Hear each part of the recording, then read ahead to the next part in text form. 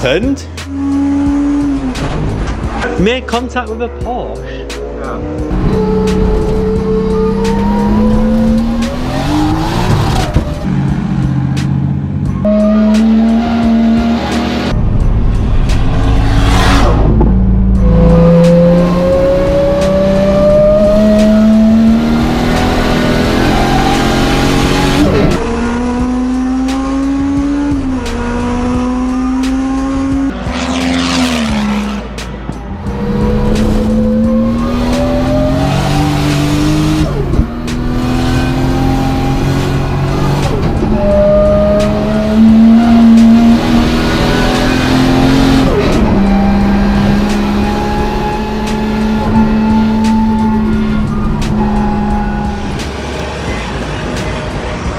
How's the operation going? Yeah, buddy! Is it easy enough to replicate?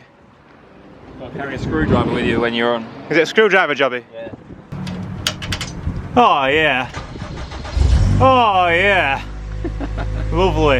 It's got to be a snap-on screwdriver. Right, it's got to be a snap-on screwdriver. Yeah, there we go.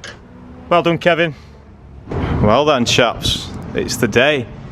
The day we find out, can a drift car go out on track? Well, it can go out on track, but how's it gonna do? Can we do some good laps in a car which has been purpose built for drifting? If you watched my last video, you'll know that we did some changes to the alignment to try and make it a little bit better on circuit. We've got some sticky rear tyres as well. One thing we couldn't do is change the diff, so we've still got a welded diff, but we've got two 65 rear tyres welded together, 225 on the front, so we're going to be a bit pushy maybe, but we're going to answer some questions today. The first one, what's it like to drive a purpose-built drift car on track? And we're not come to like Blighton or anything like that, or you know, anything flat. We've come to Donington Park, which is a proper track, isn't it? It's a good track. Kevin's here as well today, but the star of our video tonight is this Skyline. So you'll have seen it before in the barn, I'm sure. It's Ed's Skyline. He uses it primarily for drifting. Well, he uses it only for drifting and absorbing all his money, of course. It's got Trackday spec pads-ish. Got some EBC pads. I'm not expecting the brakes to be amazing, but the primary reason that we're here today is to bed his Porsche clutch in. He spent a lot of money on a clutch and he just wants it kind of running in on a track that is not a drift track where he's going to be kicking the clutch and all that. So we're going to go somewhat steady. We've got loads of choo-choo noises to come, loads of 6-cylinder turbo noises, but the most incredible noise that you're going to hear is the gear whine, because the gearbox is interesting. It's old and it's mounted so that every little vibration and noise it makes comes through the car, so you'll hear it, don't worry. But let's get in the car anyway. You know how these videos work. Skyline drift car, what's it like to drive on track? Thanks, Kevin. No booting in for the first bit, just enjoy it. The last hour, then you can just go. Yeah, I'll just go steady on this run. Yeah, this runs. Yeah. Is it worth just checking the wheels with the torque wrench, do you think? I did them with the good yesterday. Are you confident? Yeah. Alright.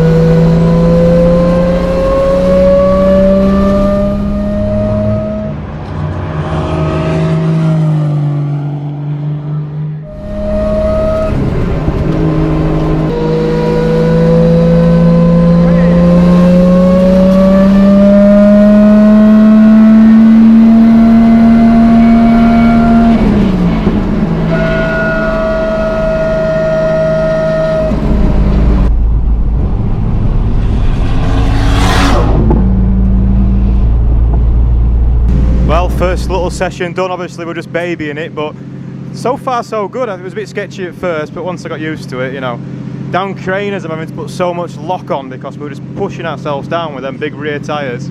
Yeah, the car running real cool, running real good. How's your day going? Honda and engineering sorted us out. Oh yeah, what was it? Inlet air temperature's going erratic. Oh, what was it? I tried to film you going out and pressed the off button. Oh dear. What's the data saying, data man? Just reconnect. Oh. I didn't see any warning lights or anything. And the oil temp didn't even move, barely. Right. We're off back out for a second session.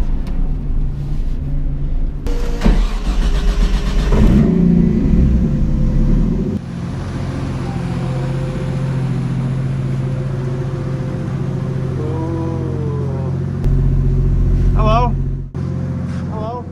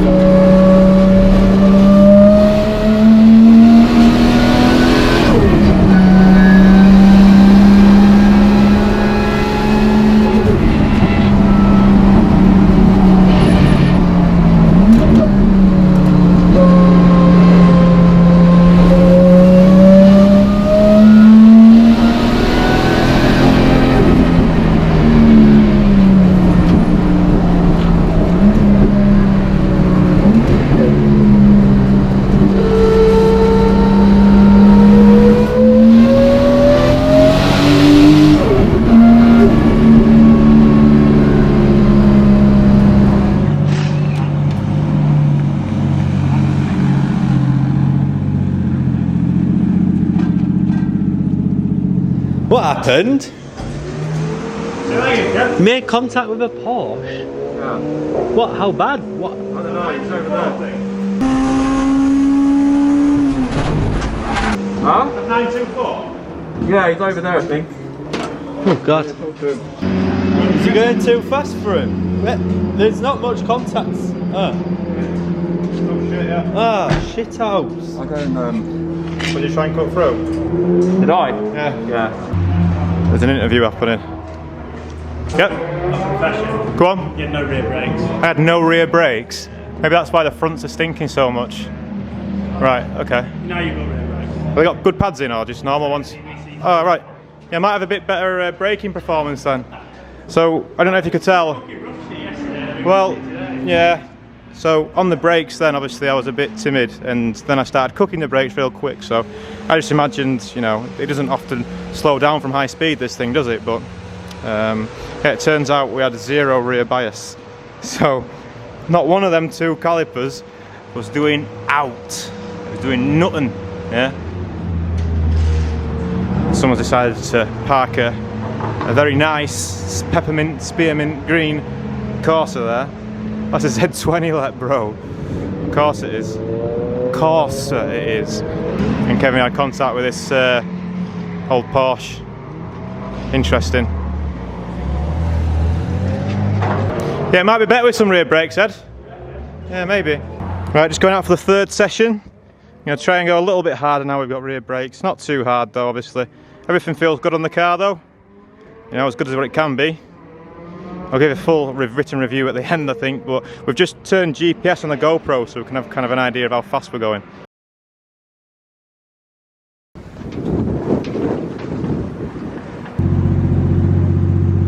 Right, here we go. See you in a bit.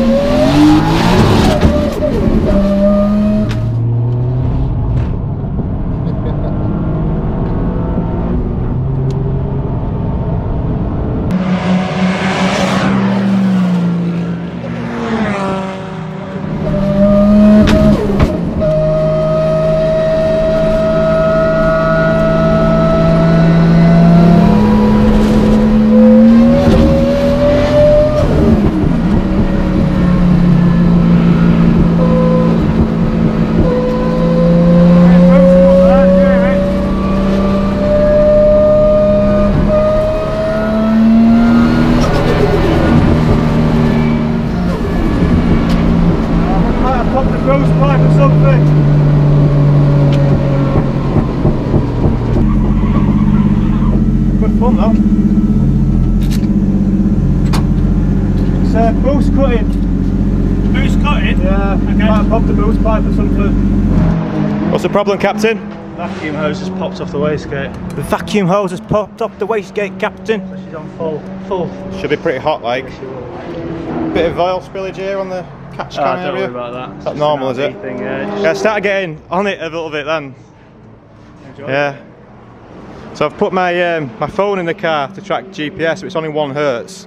And the maximum speed it got at 1 hertz, so this could be, 5 mile an hour either way, 134 mile an hour down the back straight. Jesus Christ. That's ridiculous. That MR2 will do maybe 105? Crazy. Let's go and ask Josh. I'm good at panning. Guess how fast down the back straight? At 1 hertz, yeah, so. It's about 120. Server and case on, so 135. 134. And that was backing off well before as well, because the brakes don't really work still. I've cooked the pads were like, nah mate, nah. They're glazing over. Well, we're going to call it a day, I think. So that's the problem, chaps. So that's the problem off of our wastegate, I believe it's called, in the turbo land. But we're going to call it a day there, because we could try and get it back on, but there's only about 20 minutes left in the day. I'm still going to try and persuade Kevin to let me take his car out, but that's pending. Since he's been crashing into people, he's lost a bit of time, so we'll not rush anything. One day I will do a review on the DC5 for sure, but I don't think it's going to be today. But yeah, there's a Skyline, mate. What was that? So on that third session there, I did give it a lot more welly, up until the point where I think I've glazed the brake pads. What that means is I was pressing the brake pedal, but nothing was happening. The pedal was firm, but it just wasn't slowing down. Like I say, we got to 134 mile an hour at least, So, tramming on, and yeah, pretty cool, that Ed. Yeah, man. That was good. Hey, babe. I just had a look online and it said track time ends at 2000, which is 5 minutes, 2000. Mate, I don't understand why he's not rushing. He's an unrushable man, you know this. It's alright, we'll let him go out. He needs to learn his lesson somehow. Quick! You gonna do some mad sends? What are they saying? Then I'll go and find out.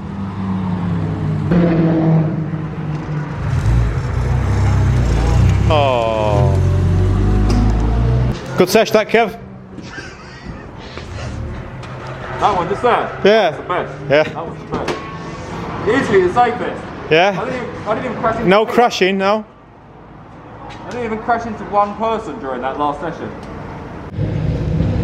Yes, that is my old EG, and no, it hasn't changed one bit. But how was the Skyline? Full written review, please. Yeah, I've never driven anything like that on circuit before. Probably the most powerful car I've driven on circuit, but also the most unique. Having the grippy boys at the back, the 265 semi-slicks at the back, welded together, so they're always travelling at the same speed. And then, we've got the 225 semi-slicks again at the front, but quite a big traction difference between the front and the rear. So you might have seen quite a lot of the times going through the corners, putting quite a lot of lock on. That was, to combat the push from the rear, but also the imbalance of, mechanical grip from the front. From the front to the rear, there's a big difference. It's pretty epic though. I think just with a few little changes, it'll be pretty good on track. Some better brake pads probably make a big difference. But yeah, the weird thing about it. So one of the coolest things about it, you could say, is the temperatures of everything. I don't think it got much above 80 coolant temperature. It didn't get much above 90 oil temperature, which is nuts. Nuts. Them three will probably sit 95 on the coolant and about 120, 125 on the oil. And obviously this has got quite a few different radiators on the front to try and combat temperatures, because on drift days it gets really hot. You're always trying to think of ways to cool it down on drift days, aren't you? Indeed. But on the track, Fine, isn't it? it was fine. It didn't even care. It was getting all that airflow that it needed, and it just, yeah, I think the car really enjoyed it, mate. I think it's to stretch its legs, isn't it? Yeah. Never seen 450 Crazy. Yeah. 134 mile an hour, you know. Mad. That's the fastest I've been here by far. The M3 might nudge 120 if I'm brave enough on the brakes. But treat to some new plugs and some new fluids, maybe. see, he's getting a track itch now, even though I didn't drive it. Yeah. Oh, she's done well. She's done well. She has done well. She's done well. From the barn to the track, the barn to the park. Yeah. Well, that's your video anyway. So, yeah, it went all right. What do you think? How did it look on the camera? I did a quick look back at the footage and it didn't look like such a handful. I mean, I could have put it on a bit. I guess I could have made it squiggle more, but it really wasn't that bad. It was pretty controllable, you know. 500 wheel horsepower, welded diff and everything. Before I started driving it, I'd have told you that I'll drive pretty sketchy around here. I thought it'd be much more of a challenge than what it was. But I reckon those changes we did to the geometry, and little bits and bats, I reckon they helped a lot to the drivability of it. Because the drivability was pretty good. So yeah, that's your video, chaps. What do you think? How did it look to you? Certainly an experience for me, so I hope it was a decent video.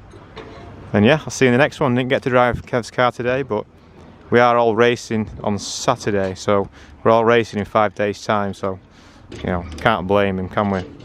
But today it was just the Skyline, and you know what, it did pretty well, didn't it? So thanks for watching, and I'll see you in a future video.